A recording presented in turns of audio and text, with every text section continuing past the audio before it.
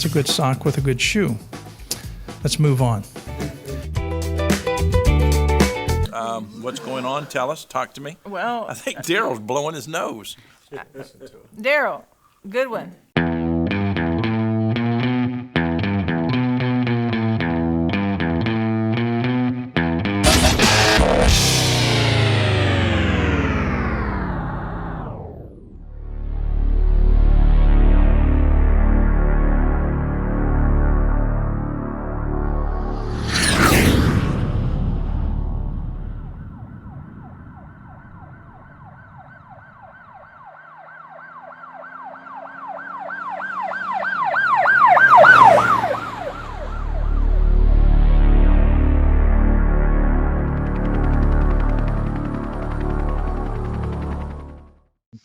We're going to go ahead and start the show this evening.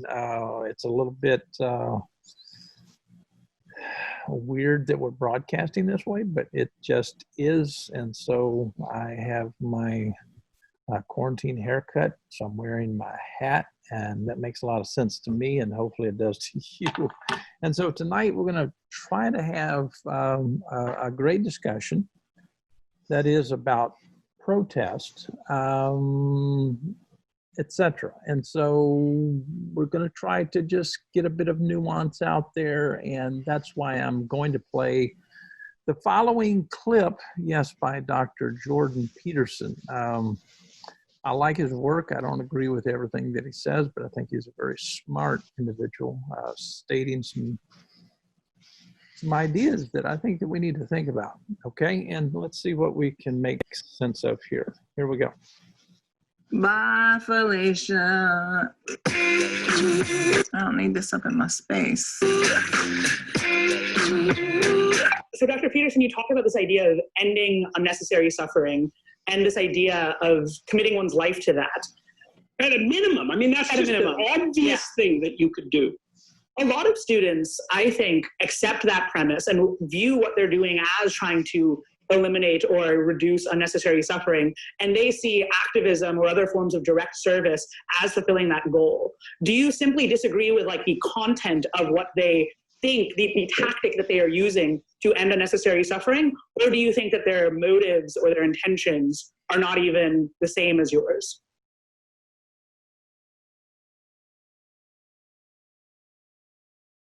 It's too public.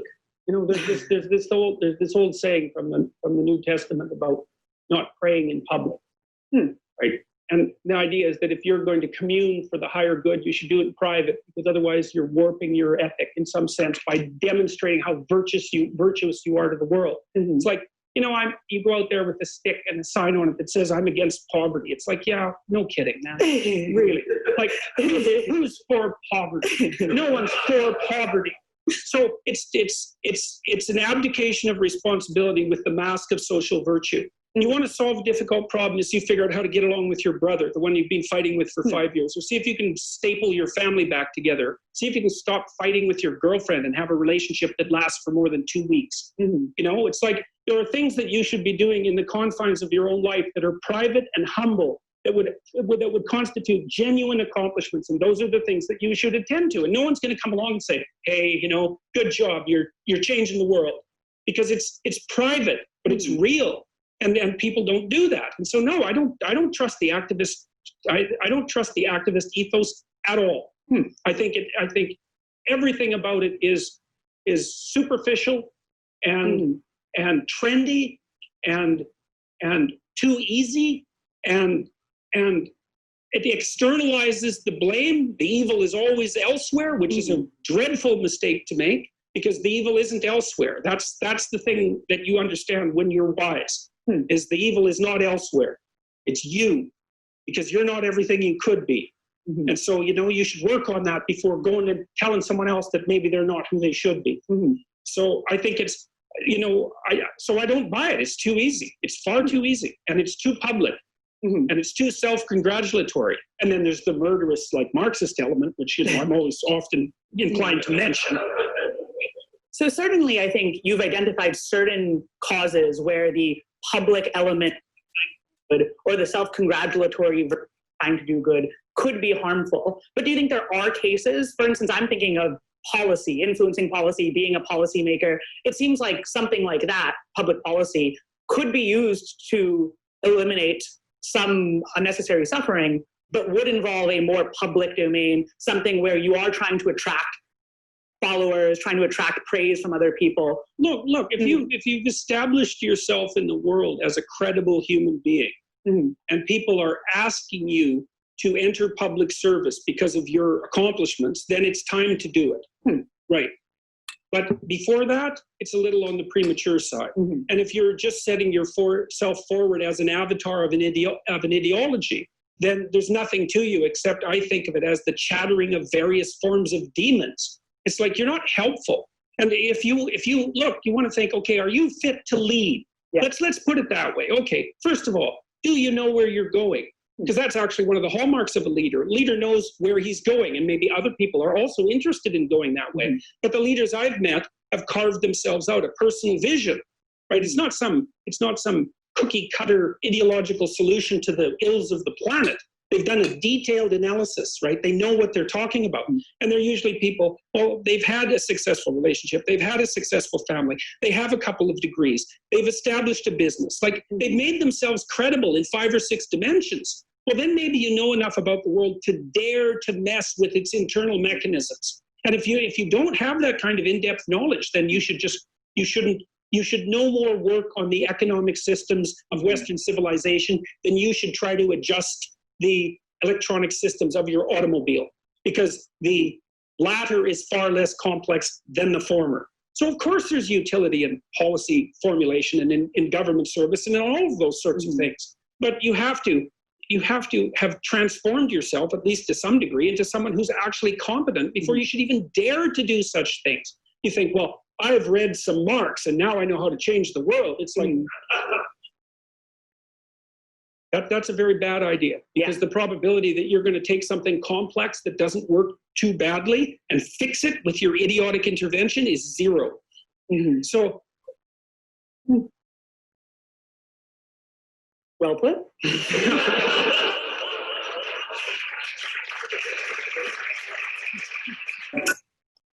Okay, what do you guys think? In just a minute, I'm going to try to get at something before we get into an extensive conversation about what Dr. Peterson was saying by pulling out my 2 drivers. This is a ping. Some of you guys who like golf, would enjoy swinging this ping. This other club is actually a Titleist. It's not the latest and the best, quote unquote.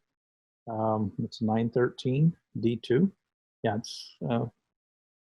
I bought 2 clubs. They were not new. I bought them used, save money. And so the point is, you can take these 2 clubs, and the reason that I'm bringing up golf has to do with a point that I'm going to make concerning Dr. Peterson.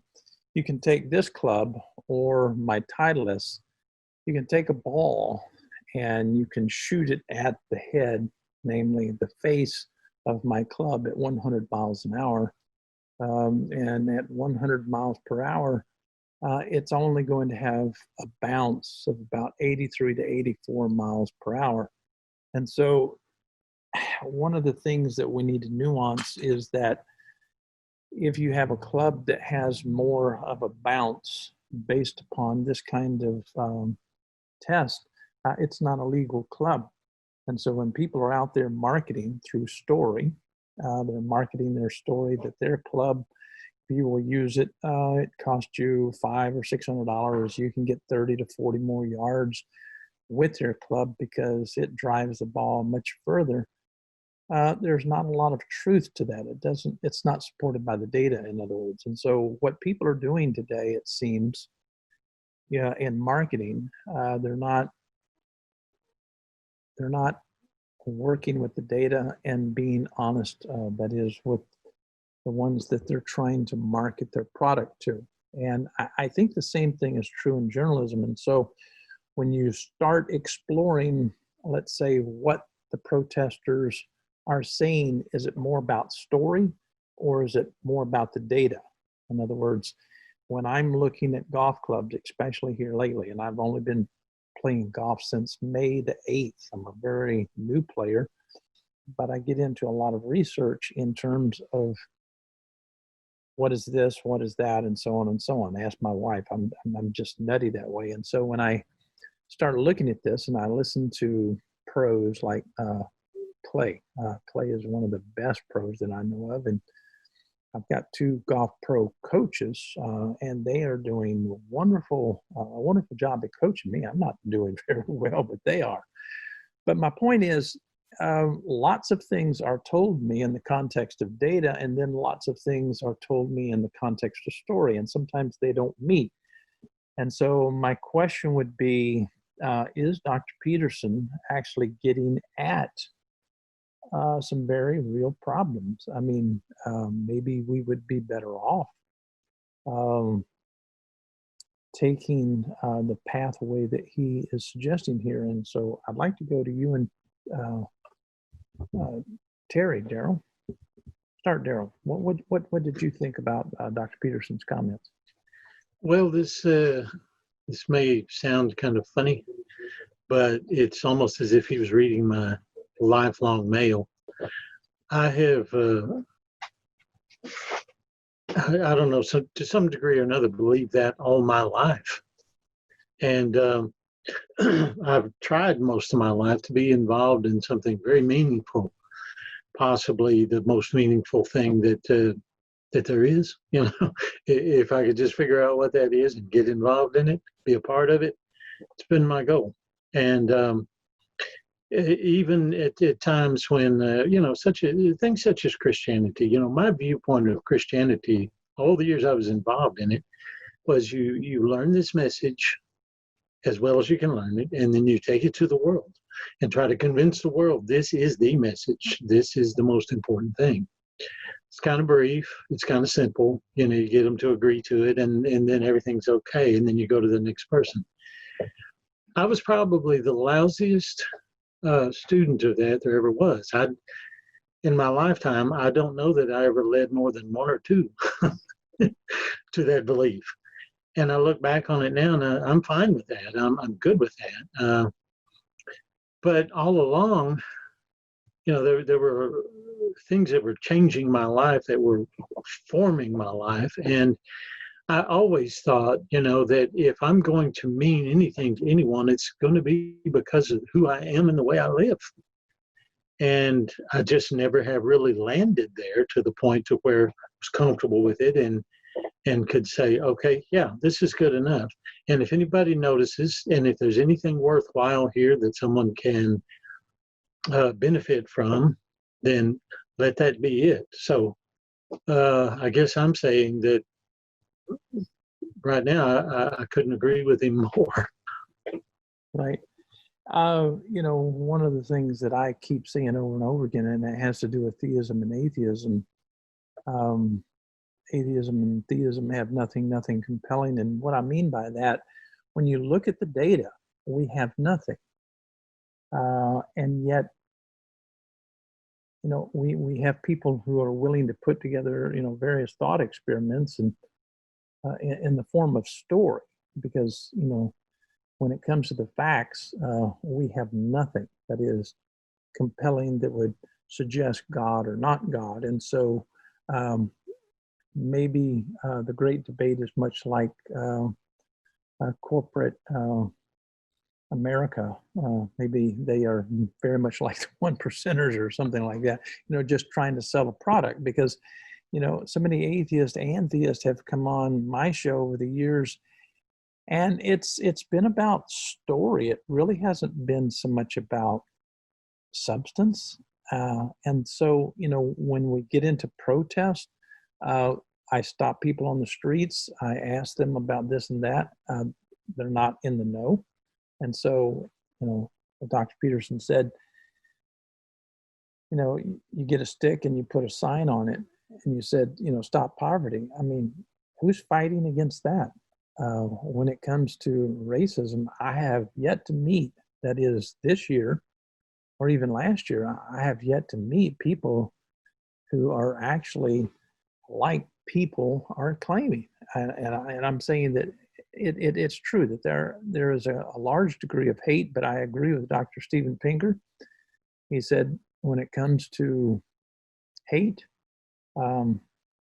it's something that is at an all-time low. And so when it comes to the hate groups, to you name it, it's almost like the media has exaggerated this, and then we have movements that are using this story, and it's mostly hyperbole. It's not fact driven, and so it's like they're trying to resurrect all kinds of problems out of the past, and just to nuance a point today, it's about story, not so much about the data. And so, this is one of the reasons that I really do enjoy going to Law Enforcement Academy for Citizens, simply because one of the things that they do, that is they try to develop methods and practices that somewhat deal with the facts, and they do admit when they're wrong. And so when they're looking at, let's say, something that takes place, there is due process for a reason.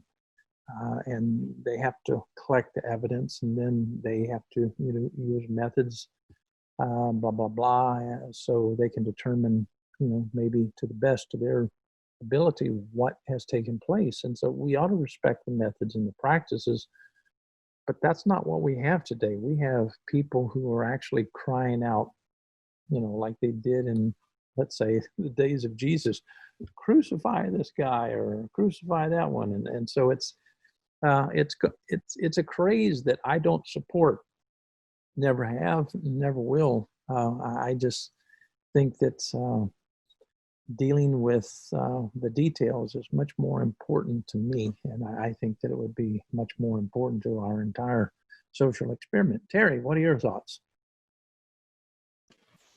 Okay, because I saw that clip earlier, it gave me some time to think about it, I bet, and the second time through, I noticed a couple things which I think are worthwhile. I'm going to back up just a little bit. You mentioned story and facts, and one of the things that Jordan Peterson talked about in his Bible series, worth watching, by the way, Daryl. It brings new life to the Bible, and I know that it isn't, a proper exegesis of the original text, but it's a heck of a good job of relating how the stories relate to life. And one of the things he mentioned was that you get to a point where the stories can be told so well, and they can have such importance, and they're easier to remember than facts, that they exceed the facts themselves. Right. That actually take on a life of their own, that can live longer. And he says, look at this thing. I mean, we've got stories that go back before there was a written word. That, such as the garden and the two trees and this whole drama that takes place, which doesn't need to be real. One thing I got from a Native American friend I thought was really cool. He put it in I'll probably butcher the way he said it. He said it so well. Said that it didn't actually happen, but that doesn't mean that it's not true. So, which I love that. But anyway, Peterson said to be a leader, you have to know where you're going, which inspired two things. And I'm going to read you a paragraph here out of at the end of The Ones Who Walk Away from Omelas. Fascinating short story in itself. But before that, he said that if you don't know where you're going, to lead, you need to know where you're going. And a little while back on the show, I've been pretty upset about this whole thing because it started in my hometown. It started a mile or so from where I grew up. All this junk that we're seeing in America right now just started boiling over. Daryl brought it up. I didn't even know what was happening. Here it's 70 miles north of me. I didn't know what was going on. And I brought up on a show, I said, I had this situation downtown St. Paul. I was working. I heard this bang. I looked up just in time to see this car careen off another car, smash into a big concrete bollard street semaphore signal post. The guy, his car started on fire. He was unconscious. He had pink foaming blood coming out of his mouth, and he punctured lung. His sunglasses in his pocket were punched into his chest. And his car's on fire, and he's pinned behind the wheel. And I'm the only one there that knows what to do. I've never dealt with that before in my life. Everyone else that was there froze. And somebody in the notes on the side of the show at that time said, well, people just don't respond. Well, here's the deal, dude. If you don't do something, the guy dies there. And then he burns. You know, he either dies and burns or he dies from burning sitting behind the wheel. So somebody had to do something, and nobody was, and I didn't know what to do, but I knew that I had to figure out what to do. The situation needed a leader. And I didn't have a vision of where to go. I just don't, the vision of where to go was save the man's life. So I started ordering the people, you know, go to those businesses over there. And this is pre-cell phone era. Go to those businesses, find, you know, I need fire extinguishers, everything you can get. I said, my truck's across the street. There's a crowbar behind the seat, passenger side, you know, get that, bring it out. I had to tear his hood open. I saved his life. Put out the fire and I saved his life. And you don't forget stuff like that. That's incidental when I bring that up to other people. When you're there in that moment, you know, my God, this car, you know, I'm going to sit here and watch the man burn to death. Or I'm going to save his life, and there is no other choice. And in those moments, you have to make a decision that's going to weigh on you. I don't know if it weighed on me. It might, had I failed, it would have weighed on me, but it weighs on me even though I didn't fail. Because it causes me to doubt myself and question myself and prepare my mind for the next time I have to lead, that I lead well. And I say all that to back up to attach to what Peterson is saying, that we don't always know where we're going when we lead, but we have to lead anyway. You know, there's a time to stand up and go, you know, shaking a sign saying, you know, starvation is bad doesn't feed anybody. It doesn't plant fields full of potatoes and get them brought to market via train from North Dakota. It's just you making some kind of value statement. Well, my dog thinks not eating is bad, so I feed her every day, and she thanks me for it. And the ones who walk away from Omelas, really going to try to sum it up fast. Omelas is a mythical city. It's a city of peace and prosperity, and everything's great.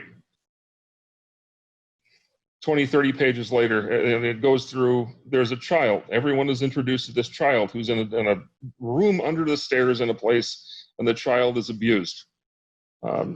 Horrible place. The child's barely alive. Everyone knows the child is under the stairs by the time they're an adult. They're introduced to that in their teenage years. And then everyone goes about their life, and they know that this child being abused is how the city remains the city of peace. And then it says, in the end, the way it ends the book, there is no solution to this. You can't change that mob. And it says they go on and they leave Omelas. They walk ahead and, pardon me, I'll back it up.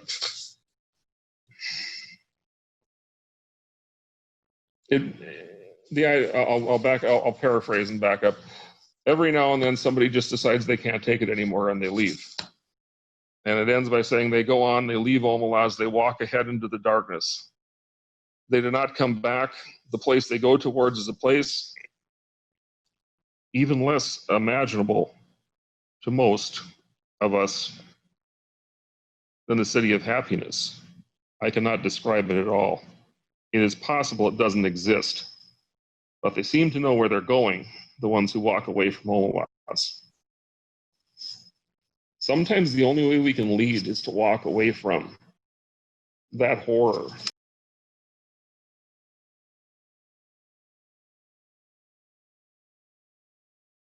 You muted yourself. Unmute.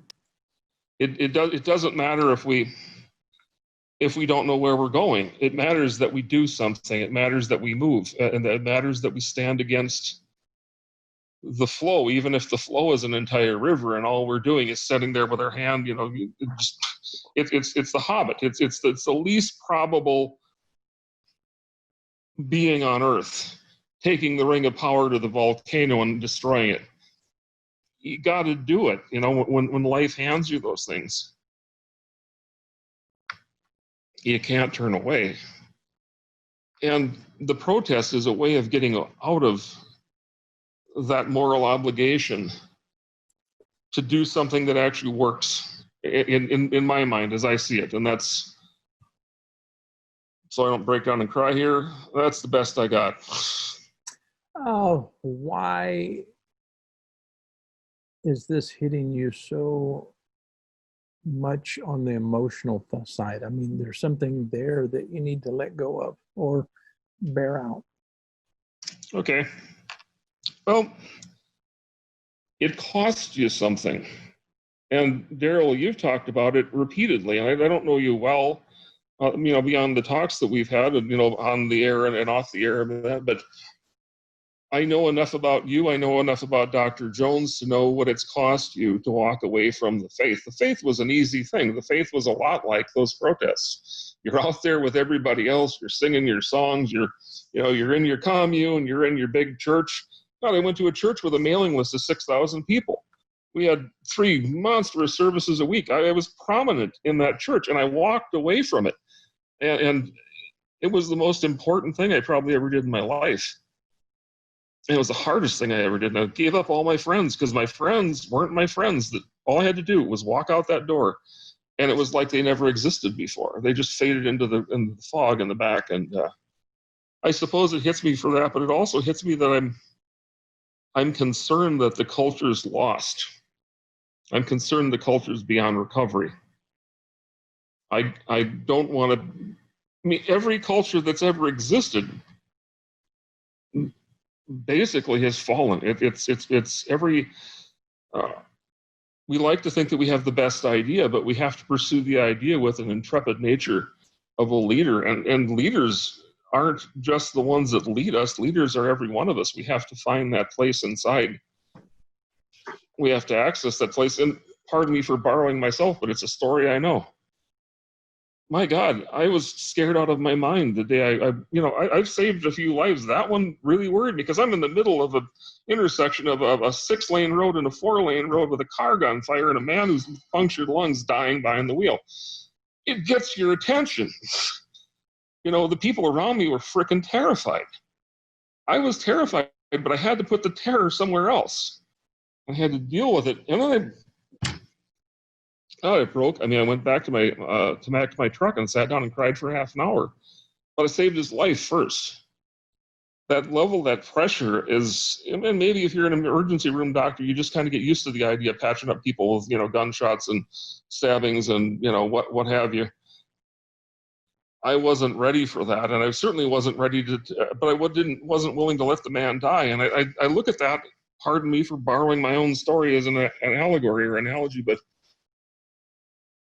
I don't know how we do that with this culture. I know it's possible, but it's not possible. You can only stand against so much pressure as an individual until you need other individuals also standing there. Everyone can't just sit back and watch it on TV. And that's what concerns me. I'm concerned.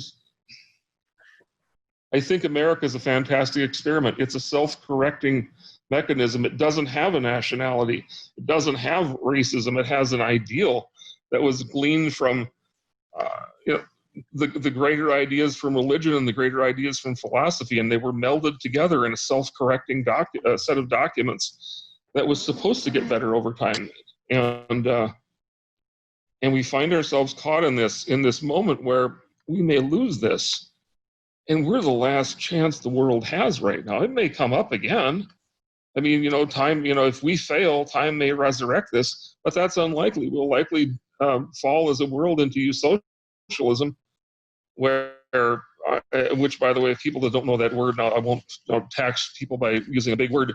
Socialism is the organizational quality that certain animals, most typically the Hymenoptera, the ants and the bees and the wasps have, where, we've got drones that are the male bees that can't sting, but they also don't collect pollen. So they get the queen pregnant. That's it. Then they drive them out of the hive and kill them. It's sort of what happened in the Soviet Union, where all the people that were inconvenient just vanished. They'd start vanishing people, for the sake of socialism. And we've penned into law some socialist tendencies in America, which scare the willies out of them, and they should scare everybody. And then we've justified them. And that's crossing another line into another thing. But it's the scope of the problem. The scope of the problem is it can't be narrowed down into merely being some angry kids in the highway right now, you know, that are going to eventually get tired or hungry or, you know, and wander off. I mean, they're going to wander off, but there's still going to be the people that think that blocking I-35W bridge in Minneapolis solves something. And I'm concerned that their thinking is faulty to begin with, and they have no correction, and they have no real leader other than the people that tell them to go back and block the road again next Tuesday. And I don't, I'm a forward-thinking, planning sort of person. I don't see a future for this, and it troubles me on the analytical side, but it concerns me at a much deeper level. And I, like you guys, I have 3 kids. I have 10 grandkids. You know, if it was just me and dog, and the dog will probably live another 6 years if she's lucky, and you know, hopefully, you know, I'll be around at that point. I could just go, well, then my life's over, and you know, it's a short scope thing. But like you guys, I have a family that's moving ahead into whatever future is being made here, and I'm terribly concerned, especially as I see things, just blatant lies occurring from the highest offices of the land in the House of Representatives. The stuff they're doing is just, we were saying before the show a bit, and they're just not telling the truth, and they're not telling the truth in the form of veracity, which is what we call lying. I know I feel like I'm saying too much, but you're looking at me like like it's okay to keep talking. So I you know, one of the things that I want people to understand, and I so hope people listen and digest what you're saying instead of condemning before they get to know you. I think that Jordan Peterson is right. We're not taking enough time, that is, to develop relationships with each other. We think that we have, for the most part, we've got all the answers for the world today. You know, what was it, Andre Crouch? Jesus is the answer for the world today. And you know, so many of us have walked away from Christianity, and that no longer resonates with us. And I feel a bit strange about singing that song, right? And I would not sing that song today. And so what are we doing, that is, to get along now? Are we willing to listen to each other? Are we willing to build bridges? You know, that's very important, to build bridges to each other. And I hope that people leave comments, that is, on YouTube concerning this show, simply because I want to hear their heart. I want to see what their ideas are like. But I do agree with Jordan in that if you're going to be a leader, before you lead, you need to be successful at various things. And he laid those things out well, I thought. And then what came before that was, wow, are we just standing out there with a stick, with a sign saying the very thing that everybody says? Yeah, none of us like poverty. None of us like racism. We don't want that. I haven't met one person who was thankful that officer had his knee on that individual, crying out, I can't breathe. I mean, everyone that I've met has said, wow, that is so wrong, so wrong. And when you get, you know, everyone around you saying, I agree, that's horrible, let's do something about that. Now, is that the time to start a protest, or is that the time to get at, that is, the facts? Why did this happen? Was this guy going at this gentleman because he was black, or did he do that because he had a prior relationship with him? I don't know all of the facts, but I do know that in this country, we do have due process. And we do have law enforcement officers who are trained very well. And I understand that in our community, we have law enforcement officers who are trying to out, that is, people who get in, who just want to be in law enforcement because they want authority. That's one problem. They out people who are genuinely found out to be racist.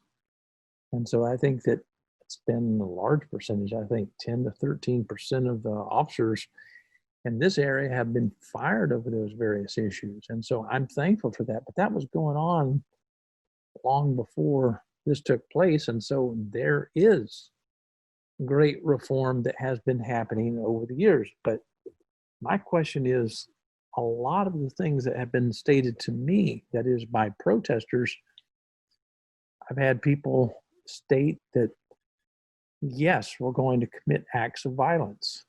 We're not just going to protest, but we're going to riot.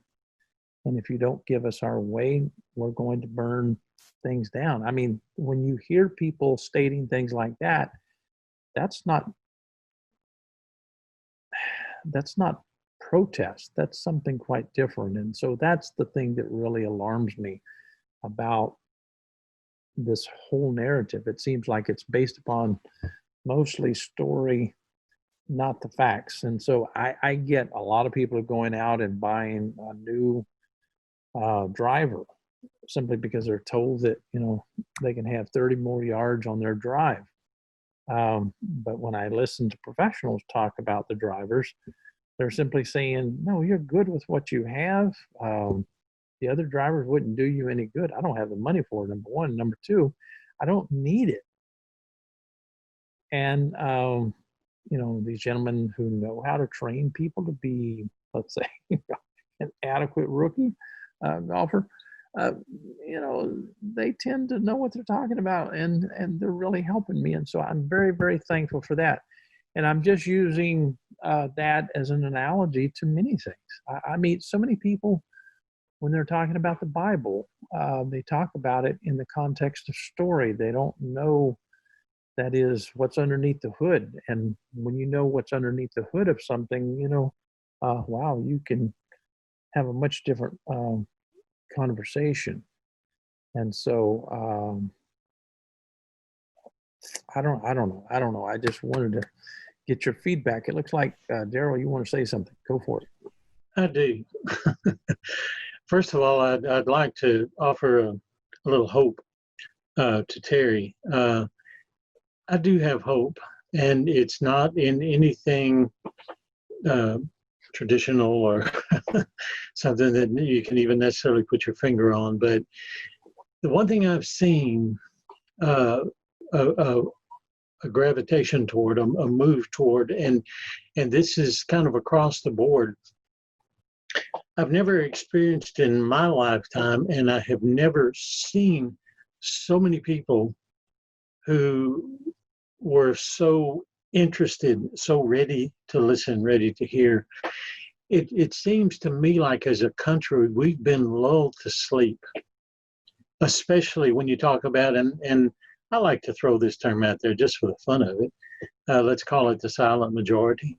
I like to think there is possibly such a thing, and I may be dreaming, but this is people who go about their lives enjoying the liberties we have, enjoying the opportunities we have, making the most of them. Some of them are barely making it, but they're making it. They're happy with that, and they're pushing forward, trying to get things a little better, possibly. Others are enjoying the riches, you know, and possibly contributing to a lot of different causes at the same time. There's so many good things going on that have just been going on. But in the meantime, it seems like there's been this undercurrent that no one has really paid any attention to. And we've gotten lazy and really our responsibility to our own country, to ourselves, to our families. But it seems to me like people are being shaken to the core. And there's a lot of good things coming out in people. And I had one such experience, and this is personal. like you shared, Terry, you know, and we each have our personal experiences. And I think it's the putting together of these. I would love to start a network of, you know, what's happening to people as individuals, because I think this is being experienced, you know, nationwide. But you mentioned my past. You know some about me, and I was a part of a commune.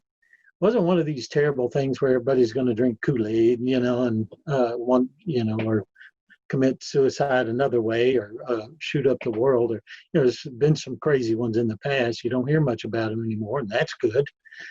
But it was bad enough to enslave people in their thoughts and in many ways, and it was a great hindrance to me individually.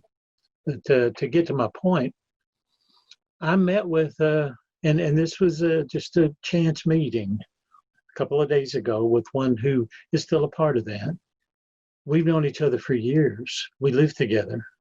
We cried together. I watched his brother slowly, painfully die of cancer. I was there, and I was there praying with him, thinking that maybe God would come through for us. He didn't. But this man lost his brother. He's lost another brother since then. And I don't want to go into detail about him, but what I do want to say is that we stood and we visited for about an hour. I didn't have time. I don't have time for things like that. But you know what? Really, I do. I have more time for that than I do carrying on business. I mean, there's times when things just, you realize this is important. I've never felt any stronger, and I'll use this term, love for an individual. I just care about this man. We stood and we talked for at least 45 minutes about a little bit of everything, and we had such a wonderful sharing of thoughts, powerful.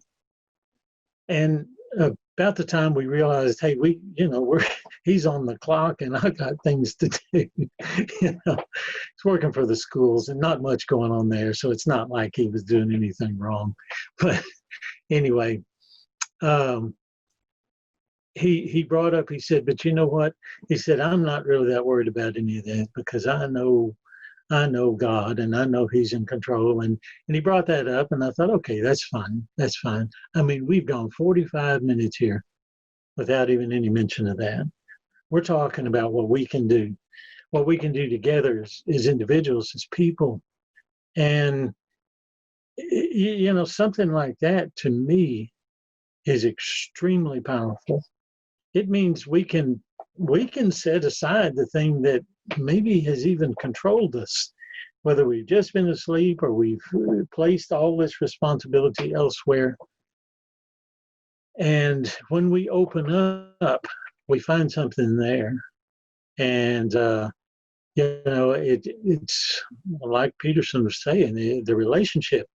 This is not something that happened overnight, but it's something that has remained and grown under these kind of circumstances. And, you know, I think there's another, I don't know what you call it, you're going to call it a pandemic, but a phenomenon. I'd rather call it something like a phenomenon that people, and just another example, when I go through my daily routine, I meet with all kinds of people, different color, some I can barely communicate with because of a language barrier, but we communicate. And what I find is, I don't care the color, I don't care the language barrier, whatever it may be. None of those things have any say in our relationship. They don't affect it at all. And in order for it to be affected or infected, it would take someone trying to force it, like holding up signs, you know, or making a protest and trying to stir something up there. And I find that pretty common, at least where I live, and just about anybody I talk to. There's people trying to make a push. They're trying real hard. I'm not convinced they're going to be successful.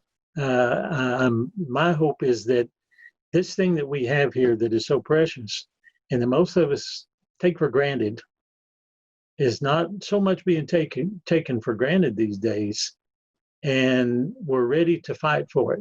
Not physically necessarily, hopefully not, but by recognizing what we have and pushing for that, and time will tell.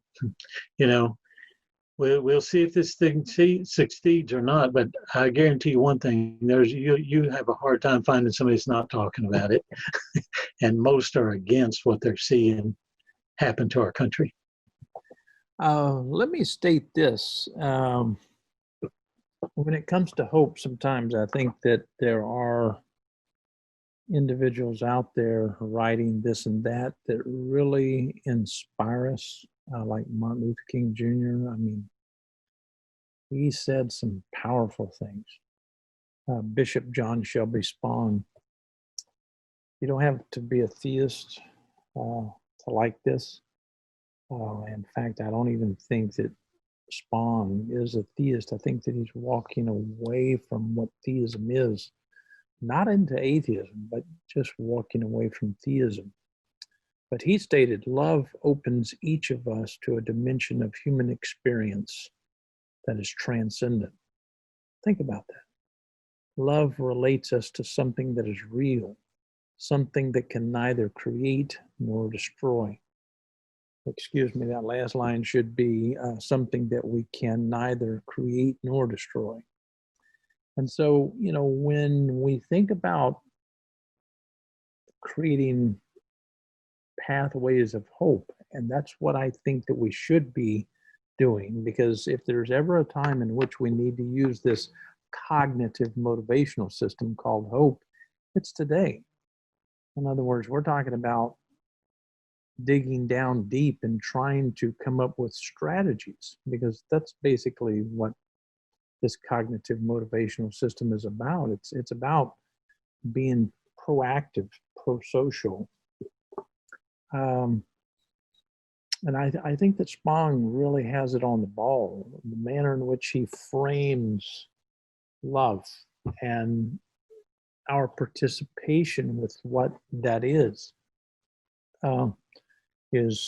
remarkable. And so if you're without hope, I would suggest that you just maybe study hope theory.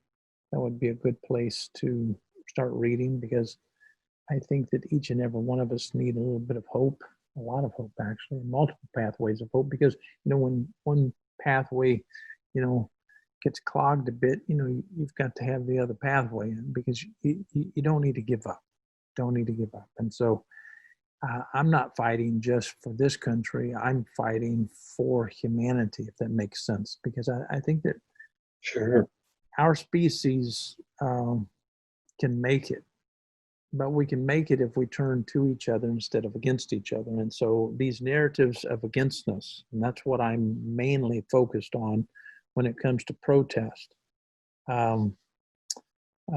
Do people have the right to protest? Yes. Is it good to protest at times? I think so. But can protest be extremely negative at times? Yeah, certainly. And so I'm just trying to have a show that would get us to think about this and that, the good, the bad, and the ugly, and maybe come up with some ideas that would change the direction, that is, shift this a bit toward our better self. Can I toss something in? Yeah, throw it in. You're mentioning this, and I'm thinking, because earlier we were doing a sound test. Dr. Jones and I were about an hour ago, or hour before the show, and we're doing a sound test, and I didn't know what to say. He said, "Say something." So I pulled up my Facebook page, my feed, and I was just looking down my feed wall at the things that people have to say, and I'm kind of smiling, but some of them may hear this, and I want them to know that I really care about them. But we're pressed in this time with all sorts of things that we feel like we need to comment on. COVID-19, SARS-2 is a real thing. But there are people that are going around going, maybe it's not a real thing. Yeah, maybe it's just not a real thing at all. And I think, but yeah, it actually is. you're probably not getting told a good story, but it's a real thing. But that faith system, that's that, that we want a story, because stories are easier to tell. I mentioned to people, and they always took offense at this, that the Three Little Pigs is a great story. You can extract a lot from the Three Little Pigs. You can screw it up. You can exegete it improperly, and you can still tell the story of the Three Little Pigs. It's got major characters, it's got major players, it's got moral lessons, and it has an outcome. You can tell that story in different languages. Actually, the way it was originally written is boring and difficult to follow. It's most kid books tell it better, but the thing is that when you introduce the major characters, you have to introduce them properly. And I'm going to take a short aside here, because the VP of sales for North America for the company that I work for, about 5,000 person company, was in Minnesota, and we had this big meeting. And everybody figures he's going to have some great teaching thing to do. So what he does is he takes a whole bunch of copies of the Three Little Pigs, and he hands it out to the people in the room. And enough for about every other person to have a copy. And they sent it around the room, and he said, "Now I want you to tell, when you read your part, read it like it's for real." Well, most of these people, and I was in with three-piece suit myself, I didn't feel like, behaving like I was reading the Three Little Pigs, but I thought, by God, I'm going to read the Three Little Pigs like it's a real thing. And I realized as it was going through the room, because I was one of the heads in the office, I was sitting toward the back, so I was toward when the story starts to get interesting, and the rest of them you could tell they were morally offended by having to try to tell the story, because they were dressed up for a big meeting, and here the VP of sales for North America has got them reading the Three Little Pigs to each other.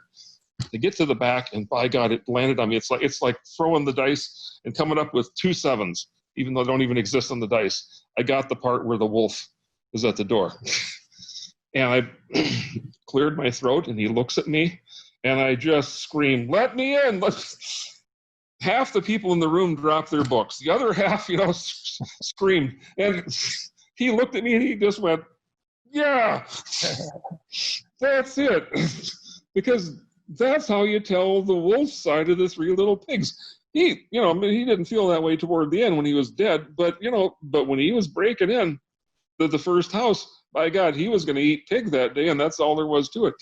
And it was fun to see that the people telling the stories. I don't know what I'm going with this, other than that was fun as one of my fonder memories, one of the best days in the office ever.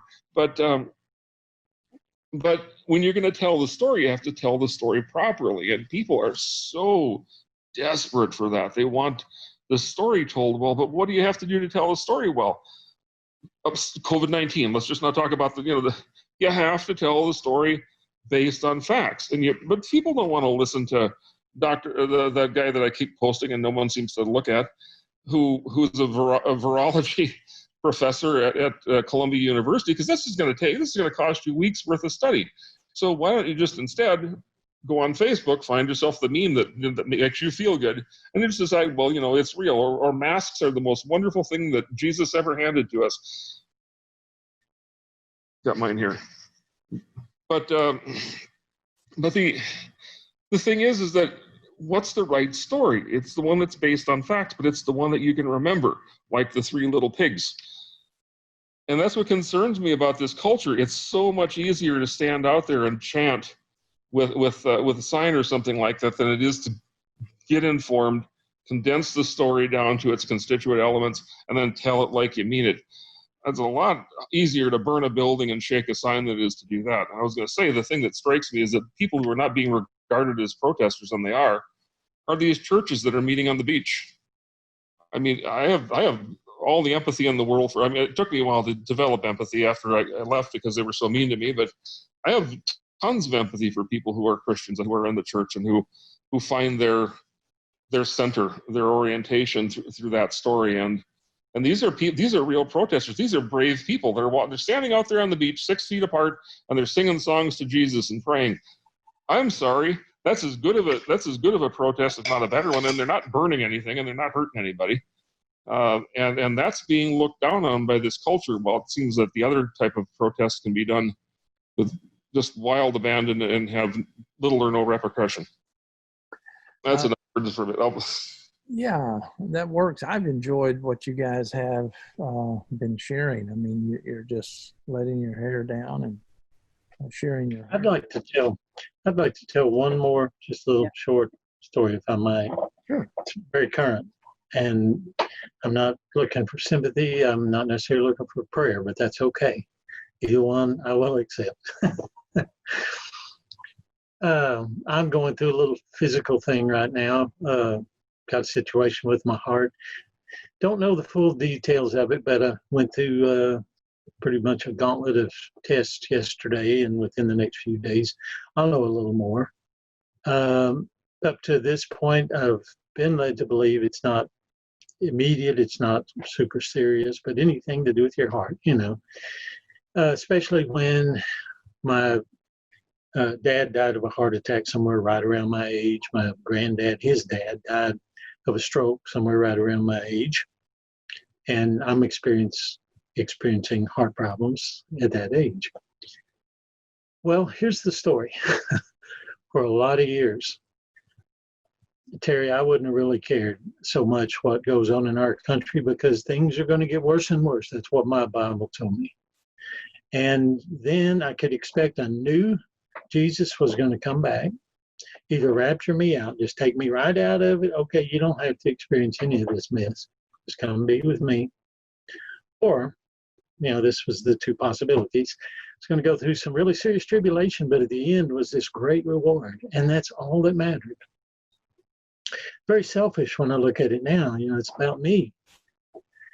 And if I still really could cling to that and actually believe that, now's my opportunity to go on and rest in the arms of Jesus, because I could just let this heart thing do its thing and get on out of here.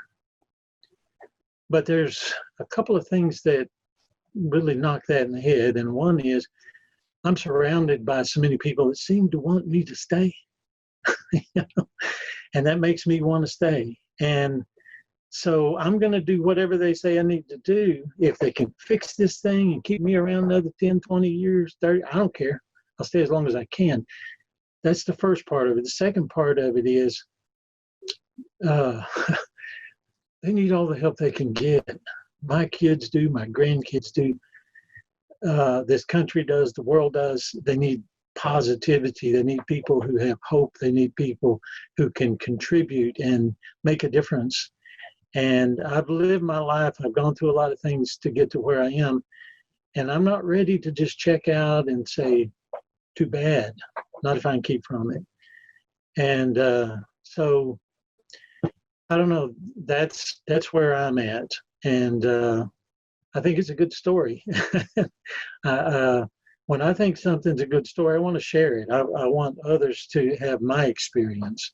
Let's have a reason to be in this crazy world at these crazy times. Sometimes I'm like everybody else. I wake up in the morning and I say, I can't believe this is happening. But it ain't happened yet.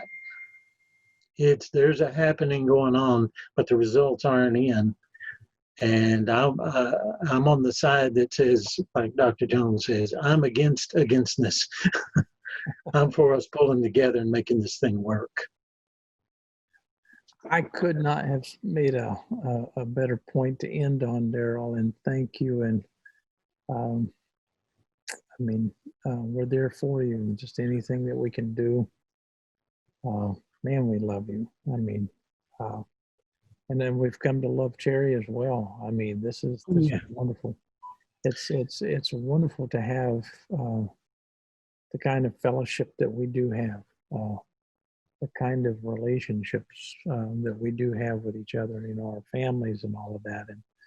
And so this right here is where it's at. I agree with that. With that said, we're going to get out of here. And please consider being a compassionist. It's not always fun, but the utility of it is awesome. It's priceless. Love you bunch. Good night. That's a good sock with a good shoe. Let's move on. What's going on? Tell us. Talk to me. Well, I think Daryl's blowing his nose. Daryl, good one.